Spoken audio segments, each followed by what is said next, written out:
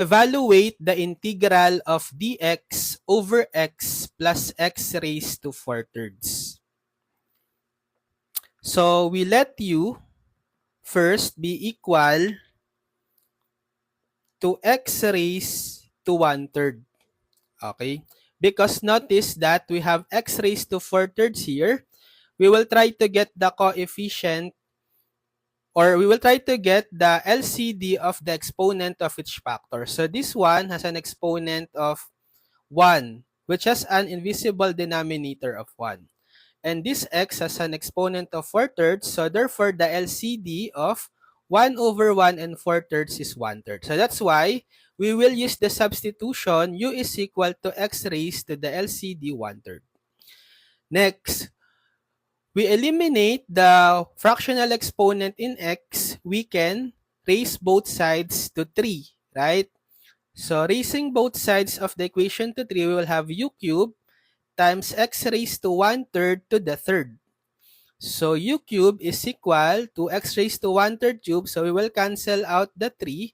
Therefore, we will have x. Then we get the derivative. Derivative of 3 u cubed, it's 3u squared du equals the derivative of x dx. Now we substitute. So we will have the integral of dx, which is equal to 3u squared du over x to the first, which is equal to u cubed plus x raised to 4/3. So this can be written as x raised to 1/3 quantity raised to the fourth by applying power to power law. So x raised to 1/3, that's equal to u, then raised to the fourth power. Then we can simplify further by factoring out the common monomial factor in the denominator. So 3u squared du over, what's the common monomial factor of u cubed and u to the fourth? U to the first, or u, right? So factoring out u cubed divided by u squared,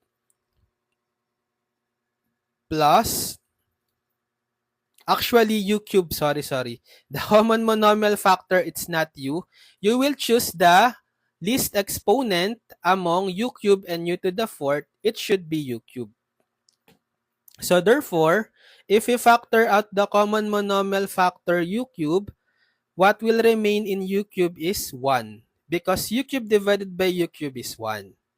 Plus u to the fourth divided by u cubed, u. And then we can cancel out u squared with u cubed. So u cubed will still have the first power. So we'll have integral of 3 du over u times 1 plus u. Or I can write this as u plus 1. And therefore, we transform into rational algebraic expression which is proper, right? So we can evaluate this integral using partial fraction decomposition, or PFD for short. So copy the integrand, 3 divided by u times u plus 1. So this is case 1 of partial fraction decomposition because we have two linear factors that are non-repeating, because the exponent of the linear factors are just 1. So if that's the case, we will just have two fractions corresponding to the two linear factors. So the denominator of the first one will be the u, and the denominator of the second one will be the second linear factor, u plus 1. So if the denominator is just linear factors, the numerator will just be constant. So let's say we will denote the numerator of u equal to capital A, and the numerator of u plus 1 equal to capital B. So A and B here are just constant. So the goal is to find the values of A and B. So next step is we will multiply both sides of the equation by the LCD, which is always the given denominator, u times u plus 1. So we multiply both sets by the LCD. On the left side, if we multiply this by the LCD, we can cancel out all the linear factors. So we will be left with the numerator 3. For a over u multiplied by the LCD, we can cancel out the u. We will be left with a times u plus 1 plus, for b over u plus 1 times the LCD, we can cancel out the u plus 1. We will be left with u with b times u. Okay, if we set u equal to 0, because b has a factor of u, if we multiply b with 0, it will be eliminated. And the unknown a will be solved since it will not be cancelled. It doesn't have a factor of u. So we substitute u is equal to 0 here in the equation. We will have 3 equals a times u, which is 0, plus 1 plus b times u, which is 0. So this will be eliminated. So 3 is equal to a times 0 plus 1, or simply 1a or a. So therefore, the value of a is equal to 3. How about if we want to solve for b? We can set u this time equal to -1, because notice that a here has a factor of u plus 1. If you plug in -1 to u here in u plus 1, we will have -1 plus 1 equal to 0. So we can eliminate the a. And we can solve for b. So set u equal to -1. Substitute u -1 here in the equation.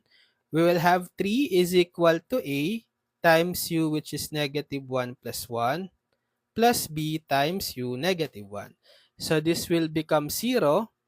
We will have 3 is equal to b times -1, or negative b. Then to solve for b, we can divide both sides by -1. So therefore, b is equal to 3 over -1, or -3. So after we have found the values of capital A and capital B, we can substitute in the sum of partial fraction form. So let's copy this. So substitute the value of a that we found. We have positive 3. So we have 3 over u plus the value of b. Substitute, we have -3 over u plus 1. And then we integrate. So we have two terms. We distribute the integral symbol. So we have 3 integral of 1 over u du. Then minus 3 integral of 1 over u plus 1 du. So 3 times the integral of 1 over u du, that's equal to ln u. Minus 3 integral of 1 over u plus 1. So since the denominator is just a linear factor of the form integral of du over u plus b, where b is constant and the coefficient of u is 1, shortcut formula for its integral is just the ln of the denominator. So since we have a linear linear expression in the denominator u plus 1 and the coefficient of u is 1, applying the shortcut formula, its integral is ln of the denominator u plus 1, then put plus c for the final answer. Then the final step is to substitute back the u in terms of x, because we let x equal to x raised to 1/3, right? So we will substitute u with x raised to 1/3. So 3 ln u, which is x raised to 1/3, then minus 3 ln of u, which is x raised to 1/3, plus 1 plus c. Here, on the first term, we can apply the power rule for logarithms. That is, if we have ln of x raised to the n, it's also equal to n ln x. So the exponent of x here is 1/3. So that will be the n. We can make it as a coefficient of the ln. So we need to multiply 3 times 1/3 ln of x, applying this formula. Then minus 3 ln x raised to 1/3 plus 1 plus c. So 3 times 1/3, cancel out the 3, we'll just have ln x. Okay, so ln x minus 3 ln of x raised to 1/3 plus 1 plus c. So this is the final answer.